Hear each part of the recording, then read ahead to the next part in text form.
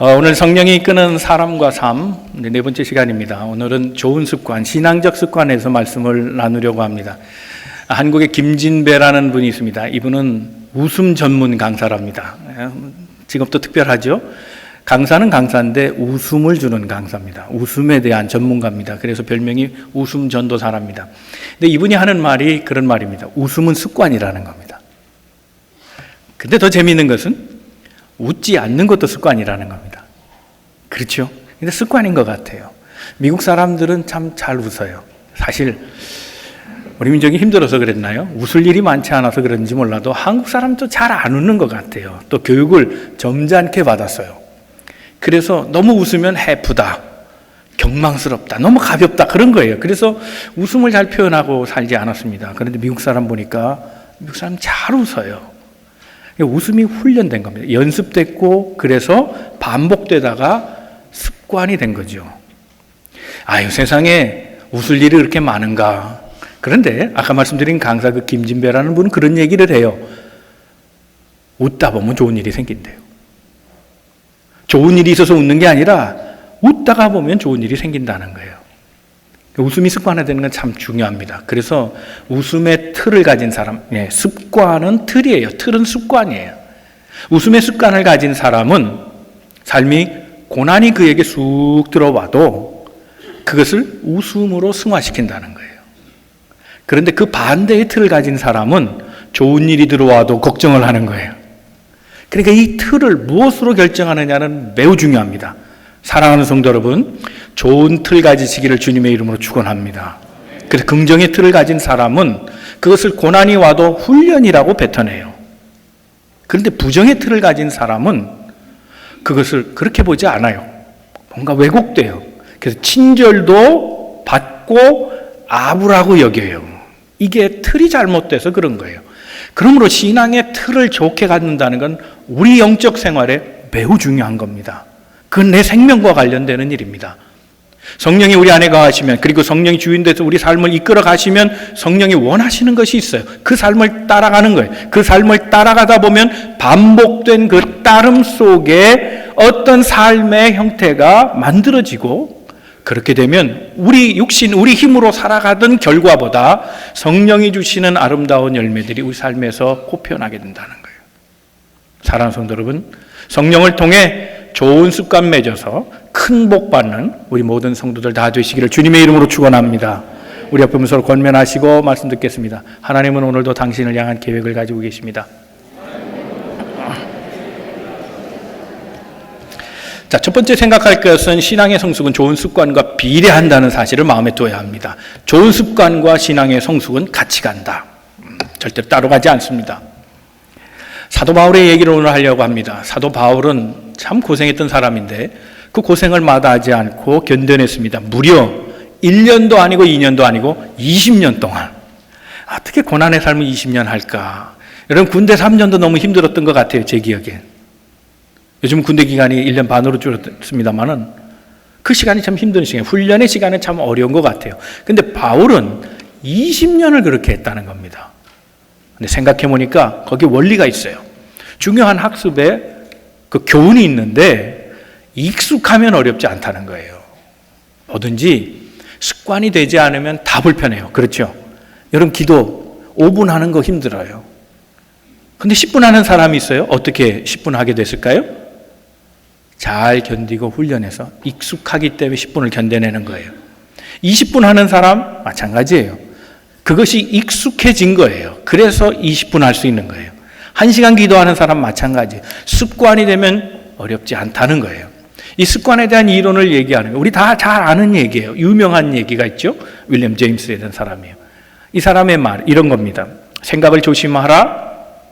그러면 그 말이 되고, 말을 조심하라. 그러면 행동이 되고, 행동을 조심하라. 그러면 습관이 되고, 습관을 조심하라. 그러면 인격이 되고, 인격을 조심하라. 그러면 인생이 된다는 거예요. 이 말을 조금 이렇게 변형해서 매니플레이트 해가지고 알려진 게 더 많죠. 그래서 이렇게 바꿔서 사람들 많이 이해합니다. 생각을 바꾸면 말이 달라지고, 말을 바꾸면 행동이 달라지고, 행동을 바꾸면 습관이 달라지고, 습관을 바꾸면 인격이 달라지고, 인격이 바뀌면 인생이 달라진다. 뭐 이렇게 약간 틀어서 얘기하죠. 뭐 어찌됐든 간에 중요한 것은 습관이에요. 반복된 습관. 그것이 몸에 배면 삶이 달라지는 거예요. 바울은 그의 삶을 우리가 보기에는 힘들다고 보지만, 바울은 그의 습관된 삶에서 넉넉하게 이겨낸 거예요. 습관이 되면 견디기 쉬운 거예요. 자, 그의 습관의 모습을 한번 본문에서 한번 찾아보겠습니다. 10절 말씀입니다. 다 같이 읽겠습니다. 시작. 밤에 형제들이 곧 바울과 실라를 베레아로 보내니 그들이 이르러 유대인의 회당에, 바울의 습관 중 하나가 뭐냐 하면 어떤 곳에 복음을 전하든 그 도시의 첫 번째 방문지는 무조건 회당으로 한다였어요. 이건 그의 아젠다예요. 항상 어디를 가든지 나는 그 도시에서 회당을 찾아 복음을 전한다. 그게 결심이고 실천했던 내용들이에요. 이게 엄청나게 많아요. 20년 동안 돌아다닌 모든 도시에서 그렇게 했다는 거예요. 거기 사람이 모이잖아요. 거기서 복음을 전하기 쉽잖아요. 그러니 일부러 모으지 않아도 모여있는 곳 그 회당에 나는 먼저 가서 복음을 전한다. 그게 습관된 행동이었다는 거예요. 이게 굉장히 중요한 얘기입니다. 이 한마디 가지고 어떻게 그가 회당에 다 먼저 갔다는 걸 얘기할 수 있느냐? 멀리 찾지 않고 오늘 17장 안에 1절과 2절에 나타난 데살로니가 방문에서도 그랬다는 것을 발견하면, 아, 정말 그가 회당에 갔던 게 습관적이었구나, 우선순위를 두었구나 하는 것을 찾아볼 수 있습니다. 1절과 2절입니다. 시작. 그들이 아볼로니아로 다녀가 데살로니가에 이르는 거기 유대인의 회당이 있는지라 바울이 자기의 관례대로 그들에게로 들어가서 새 안식일에 성경을 가지고 강론하며, 데살로니가를 방문했다는 겁니다. 데살로니가를 방문했는데 거기 회당에 들어갔다. 2절 말씀에 이건 그의 관례라 그랬어요. 바울이 그의 관례대로, 남이 시킨 거 아니고 그래야만 하는 것도 아닙니다. 그건 자유죠. 그러나 그는 자기의 관례로 삼았다는 거예요. 이게 내 원칙이라는 거예요. 내 습관이라는 겁니다. 관리대로라는 말을 헬라어로 하면 에소입니다. 이 에소라는 말이 습관이라는 뜻입니다. 습관적으로 그렇게 했다는 겁니다. 어디를 가든지 나는 회당을 먼저 가고 거기서 복음을 증거한 다음에 내 일을 하겠다는 겁니다. 우선순위를 회당에 두고 나머지 스케줄을 정리하겠다는 겁니다. 이게 그의 자세입니다. 이 자세는 익숙해져서, 그것은 누가 권고할 사항이 아니요 본인이 관례대로 어디든지 회당을 방문했다라고 말씀하고 있는 겁니다. 거기에서 새 안식일 3주일 동안, 즉 3번에 걸쳐서 설교 말씀을 전했습니다. 여러분, 이 설교 말씀도 그냥 나오는 건 아니잖아요. 물론 하나님의 영이 함께 하시면 즉자적인 영, 인투이션한 그런 직자적인 영을 받고 얘기할 수도 있겠지만, 바울은 학자예요. 그렇게 간단하게 말하는, 복음을 전하는 사람이 아닙니다. 준비된 말씀을 한 거죠. 훈련된 말씀, 준비된 말씀, 그래서 오랜 시간을 들어서 잘 준비했다는 거예요. 그래야 다음 도시에 가서 말씀을 전할 수 있죠. 같은 내용이 아니라 3번이나 다른 말씀을 전할 수 있죠. 공부하는 것이 습관이 된 사람입니다. 습관적으로 그렇게 준비한 사람, 이 사람이 바울입니다. 자, 그렇다면 그가 회당을 방문한 것만이 그의 습관이었는가? 다른 쪽에서 또 찾아볼 수는 없는가? 네. 오늘 본문의 사람은 베레아 사람하고 데살로니가 사람이 등장합니다. 이 베레아 사람은 다른 사람들보다 더 관대한 사람이다, 너그러운 사람이다, 그렇게 성경은 기록합니다. 11절입니다. 다 같이 읽겠습니다. 시작. 베레아에 있는 사람들은 데살로니가에 있는 사람들보다 더 너그러워서 간절한 마음으로 말씀을 받고 이것이 그러한가 하여 날마다 성경을 사모함으로 그랬습니다. 베레아 사람들은 데살로니가 사람들보다 더 너그럽다. 우리가 지금 본 성경은 개역 개정입니다. 그렇죠? 개역 한글로 보던 때가 있습니다. 몇 년 전만 해도 우리는 개역 한글로 봤죠. 거기에는 뭐라고 되어 있습니까? 데살로니가 사람들보다 더 신사적이다. 그랬습니다. 신사적이다. 그런데 그 번역보다는 너그럽다는 것이 옳다. 그래서 개역 개정에 번역을 바꿔놓은 겁니다. 다른 번역으로 해놨습니다. 근데 이 말이 훨씬 더 의미에 가깝습니다. 너그럽다는 말은 유게네스라는 말입니다. 이 유게네스라는 말은 관대하다, 포용력이 있다, 적합한 생각을 한다, 그런 얘기예요. 영경 성경에도 번역본마다 다른데 noble이라고 되어 있습니다. 그 마인드가 noble 마인드예요. 또 다른 성경에는 이렇게 얘기합니다. fair minded라고 씁니다. fair, 적절한 생각을 한다는, 공정한 생각.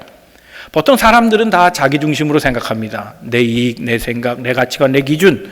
그러면 공정할 수 없습니다. 그런데 이 베레아 사람들은 fair minded가 됐다는 거예요. 공정한 생각, 공평한 생각, 자기를 뺀 객관적인 생각을 할 수 있는 사람들이었다는 거예요. 이건 훈련된 겁니다. 사람마다 다 똑같지 않겠어요? 데살로니가 사람이나 베레아 사람이나 사람이 다 거기서 거기겠죠. 그러나 훈련된 사람, 좀 더 고상하기를 원하고, 좀 더 젠틀하기를 원하고, 좀 더 포용력 있기를 원하고, 좀 더 관대하기를 원하는 사람은 훈련해야 하는 겁니다. 마음을 헬라말로 카르디아라고 말합니다. 이 카르디아, 심장입니다. 카르디아, 이 마음이라고 하는 것은 그릇으로 표현됐습니다. 카르디아는 그릇입니다. 그러니까 이 마음, 곧 그릇은 넓히지 않으면 넓혀지지 않습니다. 훈련하지 않으면 안 되는 겁니다. 좁은 마음엔 큰 것을 담을 수 없습니다. 관대해지려면 넓혀가야 하는 겁니다.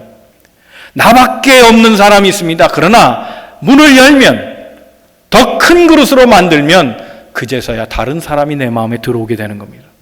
베레아 사람은 이것을 훈련한 사람입니다. 그래서 데살로니가 사람들보다 더 관대했다고, 너그러웠다고 성경이 표현하고 있습니다. 데살로니가 사람들은 바울을 어떻게 처분했습니까?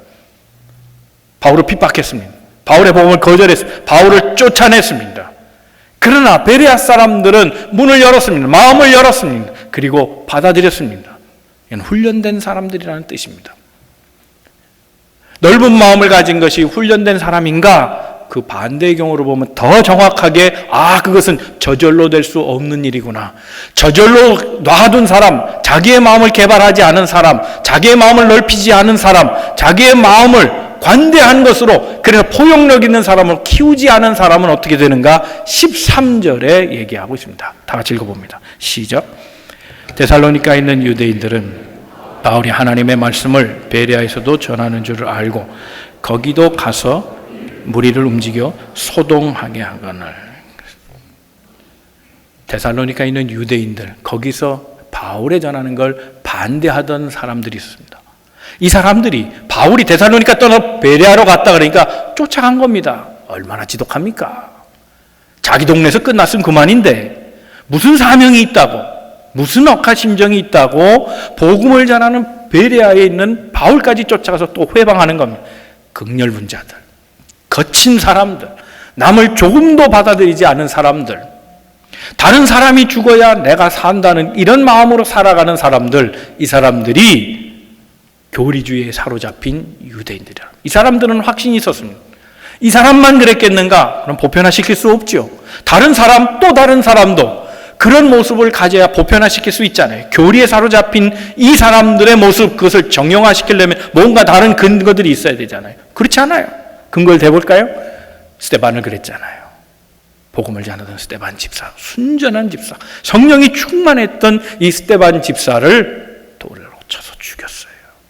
그러고도 양심의 가책이 조금도 없었어요. 저는 죽어야 하니라. 바울 자신도 회심하기 이전에 스데반의 죽음의 증인이 됐어요. 그것을 옳다 생각한 거예요. 남을 죽이는 일이 정당하다고 본 거예요. 그것이 의로운 일이라고 생각한.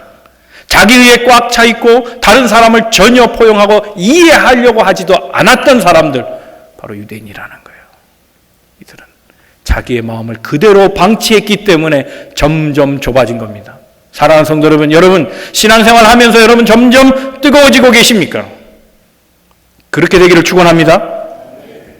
나이가 들면서도 포용력으로 점점 넓은 마음을 가지고 다른 사람을 관대하게 받아들이고 계십니까? 아니면 점점 좁아지고 딱딱하고 차가워지십니까? 여러분 나이가 들면 어떻습니까?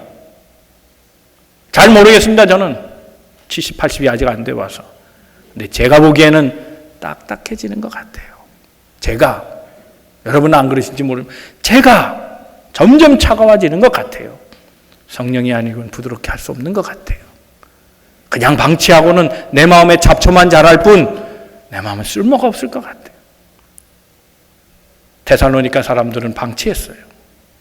근데 베레아 사람은 훈련한 거예요. 그래서 넓은 마음이 훈련된 거예요. 예수님을 잡을 때 유대인들이 앞장섰어요. 그들의 마음이 얼마나 거칠어요. 얼마나 난폭해요. 예수를 죽이고도 당당했어요. 죄인을 놓아주고 오히려 예수를 잡으라 한 사람들이 유대인들이에요. 자기의 확신에 차 있지만 조금도 융통성이 없고 넓은 마음이 아니라 따뜻한 마음이 아니라 차갑고 옹졸한 생각. 이런 사람 바로 유대인이라는 거예요. 넓혀줘야 돼요. 넓은 마음을 가져야 돼요. 훈련해야 된다 하는 겁니다. 어느 군대에서 저녁 식단이 돈가스가 나왔답니다. 그래서 돈가스가 나온다는 알고 식판을 들고 이제 병사들이 쭉 서 있는데 앞에서 소리가 들려요. 오, 돈가스가 2개네. 그 소리가 점점 뒤로 전달되는 거야. 야, 오늘 돈가스 2개래. 우와, 오늘 특식이네. 돈가스를 더블로 먹다니. 와, 너무 좋은 거예요. 병사들이 기뻐했다는 거예요. 근데 막상 앞에 가서 딱 줄을 서서 돈가스를 받아보니까 소스가 없어요. 소스가 없는 거예요. 소스 없이 먹으라는 거예요. 아니, 소스 없이 어떻게 돈가스를 먹어? 딱딱하고 이거 뻑뻑해서 먹나? 막 불평이 나온 거예요. 내용인즉 그 취사병이 그 보고품 받아오는데 잘못 가져갖고 돈가스 2박스 갖고 소스를 놓고 온 거예요. 소스 1박스, 돈가스 1박스 갖고 와야 되는데 불만이 막 올라가자 어떤 고참병이 얘기하더라는 거예요. 야, 조용히 해. 이거 좋아할 일이지 화낼 일이 아니란 말이야. 불평하지 마. 지금 어느 부대인지 모르지만 그 부대는 소스만 2개 먹고 있어. 그렇잖아요. 생각만 좀 다르게 해보면, 조금만 더 참고 생각해 보면 얼마나 감사해요. 그렇죠. 감사도 습관인 줄로 믿습니다. 불평하는 것도 습관이에요. 여러분, 성령이 우리 안에 계시면 성령이 우리에게 권고하시는 것이 있지 않겠어요? 여러분, 그것을 따라 행하셔야 돼요. 내 마음, 그걸 주장하지 마시고 내 마음을 넓히세요. 권고하시면 넓히세요. 저는 데살로니가 교인이 떨어진 교인은 아니라고 생각해요. 정상적이에요. 그러나 그대로 놔두면 안 돼요. 우리가 바라는 교인이 있다면 베레아 교인이에요. 그것이 우리의 모델이에요. 그렇지만 저는 그런 생각을 해봤어요. 베레아 교인과 우리 교인을 한번 비교할 때 우리 교인들이 더 성숙한 교인들, 관대한 교인 줄로 믿습니다. 이게 잘 안 들리네. 여러분, 데살로니가 교인보다 베레아 교인이 더 나은 것처럼 목사의 소망은 베레아 교인보다 우리 만남의 교회가 더 낫기를 주님의 이름으로 축원합니다. 성령을 따라 관대한 마음을 갖고 그것을 마음에 새기면서 행동으로 옮겨서 습관이 될 때까지 훈련하셔서 많은 사람들 포용해주는 넉넉한 사람들 다 되시기를 주님의 이름으로 축원합니다. 두 번째 우리 생각할 것은 좋은 습관은 성령의 강림, 성령의 인도하심, 성령의 감동으로부터 시작된다는 사실을 기억해야 합니다. 자, 11절 다시 한번 읽겠습니다. 시작. 베레아에 있는 사람들은 데살로니가에 있는 사람들보다 더 너그러워서 간절한 마음으로 말씀을 받고 이것이 그러한가 하여 날마다 성경을 상고함으로 그랬습니다. 데살로니가 사람들은 거칠었다 그랬어요. 그 사람들은 마음이 없었어요. 바울을 받아들일 마음이 없었어요. 그러니까 뱉어낸 거죠. 그렇죠. 마치 유리창처럼 다 물이 튀어버린 거예요. 그런데 베레아 사람들은 간절한 마음으로 받았다는 거예요. 이건 너무 다른 태도지 않아요? 간절한 마음이라는 말은 헬라 말로 하면 프로디미아스예요. 프로디미아스. 이 프로디미아스라는 말은 뭔가 하면 열심을 냈다, 자원했다 하는 뜻이 있어요. 자기가 문을 열어야죠. 그리고 열심을 스스로 가져야죠. 이게 남이 해줄 수 없는 거 아니에요? 그런데 훈련된 사람은 그렇게 할 수 있는 능력이 있다는 거예요. 간절한 마음, 이 말을 뜻하는 것은 무언가 하고자 하는 스피릿이 있다는 거예요.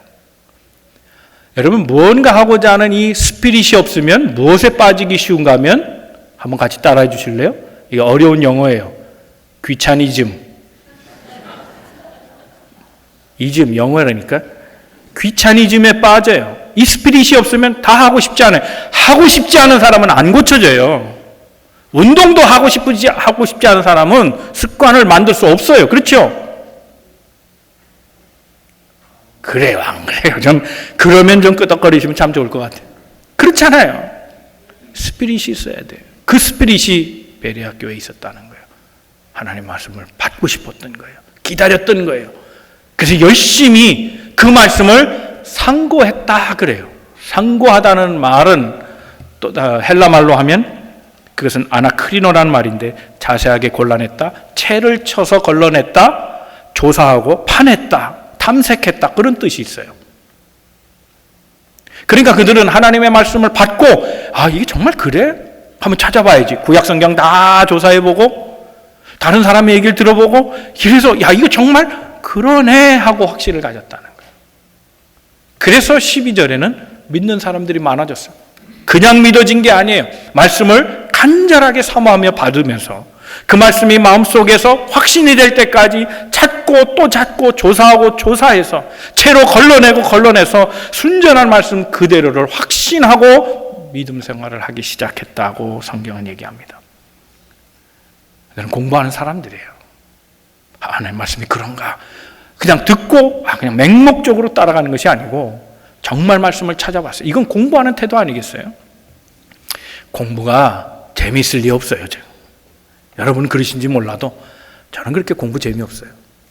근데 공부가 습관이 되려면 정말 많은 훈련이 필요한 거예요. 습관이 안 된 애들은 공부하면 지겹잖아요. 딴짓 하잖아요. 금세 전화기 보고 말이죠.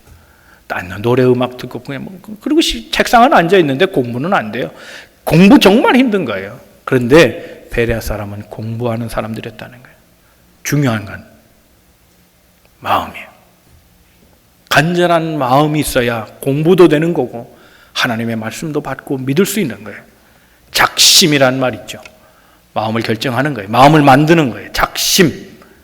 내가 무엇을 하고자 하는 스피릿을 갖고 그것을 결단할 때 그때부터 일이 시작되는 겁니다. 그렇지 않으면 습관의 형성이란 어렵습니다. 변하려고 하는 마음, 닮으려고 하는 마음, 바뀌려고 하고 성숙해 가려는 마음, 주님을 사모하는 그런 마음이 있을 때 역사가 시작되는 거예요. 여러분 뷔페 가면 뭐 드세요? 저는 뷔페 가면 게만 먹는 분 봤어요. 게, 크랩. 랍스타가 있으면 랍스타만. 어떤 무슨 조직폭력 영화 보니까 나는 한 놈만 조져 뭐 그런 거 있더라고요. 그런 거 있더라고요. 근데 뷔페 가서 하나만 드시는 거예요. 근데 그건 이해가 돼요. 왜? 비싸니까. 그러니까 가성비가 제일 좋잖아요. 그죠? 그건 이득이지. 드린 돈보다 더 뺄 수 있는 그런 생각 갖고 먹는 거 아니에요. 그죠? 그냥 게만 먹는 거예요. 게만. 괜찮아요. 근데 이런 분 봤어요. 김밥만 먹어요. 아니 뷔페 가서 왜 김밥을 먹냔 말이에요. 많은 게 있는데 왜 하필이면 김밥만 먹냐고요. 한 가지만 두 번째 접시도 김밥, 세 번째 접시도 김밥, 다 김밥이에요. 왜 김밥을 먹냐 물어봐요. 뭐라고 대답하냐면 맛있대. 맛있대. 그거 어떡하겠어요. 맛있대는데. 더 깊은 사연이 있더라고요. 김밥에 대한 얽힌 자기 이야기예요. 가난했을 때. 그때 김밥 한 줄 사 먹을 수 없을 때 누군가의 도움으로 그 김밥을 거저 먹게 됐다는 거예요. 그때 얼마나 맛있었는지 그 감동이 새로워서 뷔페 올 때마다 김밥이 생각나는 거예요. 그 사람 김밥만 먹는 사람이 아니에요. 뷔페 올 때마다 김밥이 생각이 나서 김밥을 먹고 간다는 거예요. 그 마음의 감동 때문에. 여러분 마음이 움직이는 거예요. 감동을 받아 움직이는 거예요. 사람과 사람 사이도 마음의 감동이 일어나 그래서 인격적 교류가 시작되는 거지. 감동이 없으면 안 돼요. 마음이 달라진다는 게 얼마나 중요한 일인지 모릅니다. 그런데 간절한 마음이 없는 사람도 있잖아요. 근데 하나님이 쓰시려면 어떻게 해야 되느냐? 내버려 두세요. 간절한 마음이 없으면 그건 어쩔 수 없어요. 하나님이 뒤집어 버려야 돼요. 그 뒤집힘을 당한 사람이 누구냐? 바울이에요. 바울은 바뀔 마음 전혀 없었어요. 사울이 바울 된 것은 절정으로 그가 바뀌고자 하는 간절한 소망이 아니라 하나님이 그를 땅에 엎어버리신 거예요. 다메섹에서 주님이 그에게 엄청난 광선을 쏘아주셔서 눈이 보이지 않게 하고 말에서 떨어지게 만드셔서 땅바닥에 처박히게 하셨어요. 그때 그는 변한 거예요. 하나님 쓰시려면 어떻게 하든지 변하게 하세요. 뭐 난리를 치든 뭘 어떻게 하든 뭐 과격하게 어떻게 하든 그게 중요한 게 아니라 본질이 무엇인가 하나님 만나야 된다는 거예요. 자원해서 하나님을 만나든 하나님이 뒤집어버려서 하나님을 만나든 하나님을 만날 때 감동이 생기기 시작하는 거예요. 사랑하는 성도 여러분, 성령이 여러분 안에 계신 줄로 믿습니다. 그 성령이 여러분을 감동시킬 줄로 믿습니다. 우리 예수 그리스도를 믿는다는 게 뭡니까? 예수 그리스도를 믿으면 성령을 내 안에 받는다는 뜻이에요. 성령이 뭡니까? 성령은 하나님이에요. 인격적 하나님이에요. 그래서 내가 여는 거예요. 우리가 사람과 사람과 교제가 시작될 때도 내 마음을 열어야 그때부터 관계가 시작되는 것처럼 하나님과의 관계도 내가 마음을 열 때 인격적 교류가 시작되고 성령이 역사하시기 시작한다는 겁니다. 그러므로 여러분, 내가 예수 그리스도를 믿었다면 내 안에 성령이 이미 계신 줄로 믿습니다. 문제는 지금 내 안에 있는 성령이 손님이냐 주인이냐예요. 예수를 믿으면 다 있다 없다? 있다예요. 성령 계세요. 그런데 손님으로 계실 때가 있어요. 손님으로 계시면 손님은 일 안 해요. 남의 집에 방문해서 손님이 청소하는 거 봤어요? 손님이 음식을 만듭니까? 손님이 가구를 옮겨줍니까? 아니잖아요. 주인만이 할 수 있는 거예요. 주인이 하고 있는데 손님이 거기 가서 거들 이유도 없어요. 손님은 그냥 제자리에 앉아 있는 거예요. 성령은 우리 마음에 오셔서 떠나진 않으시지만 내가 성령께 모든 주인의 모든 권리들을 양도하지 않으면 내 삶을 성령이 다 하십시오. 성령이 나를 이끌어 가십시오. 그렇게 모든 주권을 성령에게 드리지 않으면 성령은 일하지 않는 거예요. 사랑하는 성도 여러분, 성령이 역사하시도록 성령께 모든 권리를 내어놓고 성령의 인도하심을 받는 우리 성도들 다 되시기를 주님의 이름으로 축원합니다. 한국에서 예수전도단을 만든 분이에요. 데이빗 로스라는 목사님입니다. 한국 이름은 이분이 오대원이에요. 근데 이분은 한국의 군부 독재 시절 때 사역을 하셨기 때문에 한국 그 청년들의 고민을 안고 민주화 운동하던 친구들을 이렇게 많이 좀 숨겨준 모양이에요. 그리고 먹을 것도 좀 사주고 그렇게 했던 분이에요. 정부가 좋아할 일이 없죠. 박정희 대통령하고 전두환 대통령이 매우 싫어했던 사람 중에 하나고. 그래서 이분이 1985년에 추방당해요. 전두환 정권에 의해서 추방당해요. 미국 돌아왔어요. 그런데 지금 미국에서 지금도 사역하고 계세요, 이분은. 근데 이 오대원이란 분이 그 집회를 여는데 요즘의 예수전도단과 그때 예수전도단은 좀 차이가 있어요. 근데 요즘 미국에서는 YM이라고 말합니다. YM. 근데 이분이 설교를 주로 어느 때 하셨냐면 토요 성경 공부 때 하셨어요. 근데 그때 성경 공부 들으시면 많은 얘기들이 그래요. 조용하게 한다는 거예요. 시끄럽게 안 하고 차분하게 조용한 설교를 하죠. 그리고 꼭 설교 끝난 다음에 성령 초대를 해요. 성령 충만하기를 원하신 분 앞으로 나오세요. 그러면 학생들이 나온다는 거예요. 그러면 기도합시다 하고 하나님, 이 사람들이 성령을 원하고 있습니다. 성령 주세요. 예수님 이름으로 기도합니다 하면 딱 그렇게 기도한다. 긴 말도 안 하고 그리고 들어가래요. 우리 성령 받는다면 어떻게 해야 됩니까? 막 힘써 간구해도 소리도 지르고 막 뭐 원해야 된다고 생각하지만 아니에요. 그건 내가 성령을 부르는 거지. 그렇죠? 내가 성령 부르는 거 이건 초혼이에요. 초혼. 귀신 부르는 거예요. 그건 일반 종교에도 있어요. 성령은 인격적인 하나님이라 내 마음만 열고 성령님 원합니다. 그러면 성령이 들어오시는 거예요. 내가 끌어당겨서 내 안에 집어넣는 게 아니고 하나님이시라고요, 성령은. 그러니까 성령을 간절하게 사모하고 나는 이제 하나님 앞에 복종합니다. 내 마음을 열었습니다. 내게 들어오셔서 내 주인이 되어 주십시오. 원하기만 해도 성령이 들어오셔서 역사하신다는 거예요. 성령의 체험을 얘기하려는 게 아니에요. 자, 성령이 내 안에 들어오신다. 예수 그리스도를 구주로 영접하면 내 안에 성령이 있다. 그러면 성령이 주인 된 다음부터 어떤 일이 일어날까요? 성령을 따라 성령이 이끄시는 대로, 성령이 원하시는 그 바대로 살라고 하시지 않겠어요? 그러면 주님이 원하시는 대로 삶을 따라가다 보면 성령은 긍정의 영이요 살리는 영이기에 그것이 매일매일 반복되어 살다 보면 내 삶은 긍정으로 변하고 내 삶은 생명으로 새 삶을 살게 된다는 사실입니다. 사랑하는 우리 모든 성도들에게 성령이 감동하셔서 여러분의 삶이 고쳐지고 넓어지고 관대해지고 포용력 있고 그리고 하나님의 귀한 뜻 예정 안에 많은 축복 누리는 은혜의 성도들 다 되시기를 주님의 이름으로 축원합니다. 세 번째 생각할 것은 좋은 신앙의 습관은 반복에서 온다는 겁니다. 자, 11절 말씀을 다시 한번 보겠습니다. 눈으로 보면 날마다 성경을 상고했다. 이게 베레아 사람들의 특징이에요. 여러분 훈련해본 사람, 즉 공부해본 사람은 알아요. 반복해야 내 것이 된다는 거예요. 그렇죠? 영어 단어도 반복해야 내게 된다잖아요. 그렇죠? 반복해서. 그래서 어떤 아이가 영어 단어를 외우고 반복하면 자기 있게 된다니까 그랬대요. 옆집 순이 그랬대나 뭐.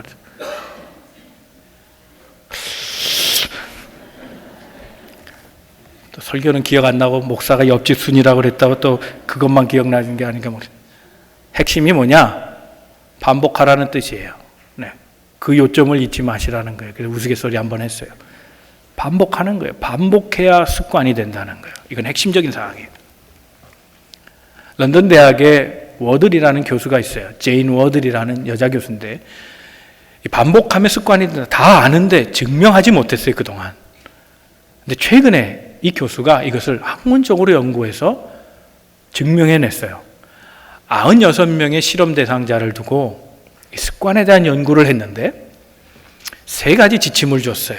그리고 3가지 지침을 주고 그것을 어떻게 따라하는가, 따라한 후에 어떻게 변하는가를 데이터를 내본 거예요. 첫 번째, 96명의 사람들에게 내려준 지침이 그거예요. 아침 먹고 물 한 잔. 아침 먹고 물 한 잔. 두 번째 지침이 뭔가 하면 점심은 반드시 과일 한 쪽. 세 번째 지침이 뭐냐면 저녁 먹기 전 15분은 반드시 뛸 것. 요 3가지예요. 이걸 놓고 어떻게 따라하는가 그리고 습관이 되는가를 봤어요. 그러면서 데이터를 어떤 기준으로 측정했냐면 의지적으로 하는 사람, 하래니까 한번 해보겠다. 책임감 갖고 하는 사람, 뭐 실험인데 뭐 끝까지 한번 해보자. 이런 의무감이나 책임감을 가진 사람들의 모습이 나중엔 시키지 않아도 반사적으로 생각도 없이 지침을 그대로 이행하게 되는가, 거기에까지 걸리는 시간은 얼마인가를 데이터를 측정해보기 시작한 거예요. 첫 번째 질문이 뭐였죠? 아침 먹고 물 한 잔. 이것을 습관화돼. 그냥 반복적으로 자동스럽게 이제 하다 보니까 자연적으로 밥 먹고 물 한 잔 먹는 사람 20일 걸리더라는 거예요. 두 번째 뭡니까? 점심 과일 한 쪽. 이걸 실천하는 사람들을 보니까 물 먹는 것보다 어렵더래요. 과일 한 쪽 먹고 견디기가. 그래서 책임감, 의무감으로 하려니 하지 뭐 이게 짜증나고 뭐 이 습관이 잘 안 되더라는 거예요. 그래서 그것을 조사해 보니까 약 40일 지나니 이제 습관처럼 그렇게 하더라는 거예요. 안 배고프다는 거예요. 그래서 과일 한 쪽 딱 먹고 아무런 다른 반응이 없어요. 오케이, 40일 걸렸구나. 그리고 운동 습관 저녁에 15분 전에 반드시 뛰라 그랬는데 운동 습관은 들쑥날쑥 더 어렵고 40일 이상, 60일 이상 걸리더라는 거예요. 근데 어떤 사람은 하고 어떤 사람은 끝내 안 하더라는 거예요. 이 사람의 결론은 그거예요. 먹는 걸로 습관을 정하는 것은 더 쉽다. 근데 운동 습관을 가진 것은 더 어렵다. 그러면서 그가 결론 내린 건 뭐냐면 모든 일에 습관까지 자연스럽게 생각 없이 반응할 정도가 되는 날은 66일이 지나서다 그랬어요. 66일. 여러분, 먹거리 습관을 바꾸는 거, 먹는 습관을 바꾸는 거 쉽지 않아요. 운동 습관을 들이는 거 쉽지 않아요. 더 어려운 습관이 있어요. 뭘까요? 영적인 습관 바꾸는 게 더 어려워요. 자, 우리 만남의 대행진 이제 다음 주부터 시작됩니다. 며칠 합니까? 몇 주? 10주. 며칠? 70일, 66일 기억하세요. 이게 그저 나온 숫자가 아니에요. 이 기간 동안 우리가 매일 성경을 써보자는 거예요. 올해는 쓰는 거 합니다. 읽으셔도 좋아요. 그러나 카운트는 쓰는 걸로 합니다. 매일매일 새벽 기도가 있습니다. 화요일부터 토요일까지. 한번 나오자는 거예요. 매일매일 해보자는 거예요. 그 70일을 해보자는 거예요. 그러면 습관화된다는 거예요. 습관이 안 붙으면 힘들다. 습관이 되면 어렵지 않다. 네, 기억하세요. 전도? 그것도 마찬가지예요. 억지로 전도하려니 이거 뭐 창피하고 뭐 귀찮고 힘들고 시간 내야 하고. 네. 그러나 그것이 습관이 되면 어디서나 전도하고 예수 증거하는 거 어렵지 않아요. 그걸 10주일 동안, 70일 동안 해보자는, 습관이 될 때까지 해보자는 거예요. 그렇게 해보시길 주님의 이름으로 축원합니다. 이게 만남의 대행진이에요. 이거 참여하는 거예요. 조금 더 습관을 들이자는 거예요. 그래서 우리 영적 습관을 한번 이렇게 튼튼하게 만들어 보자는 거예요. 이걸 하다 보면, 지난주에 말씀드린 거 기억하세요?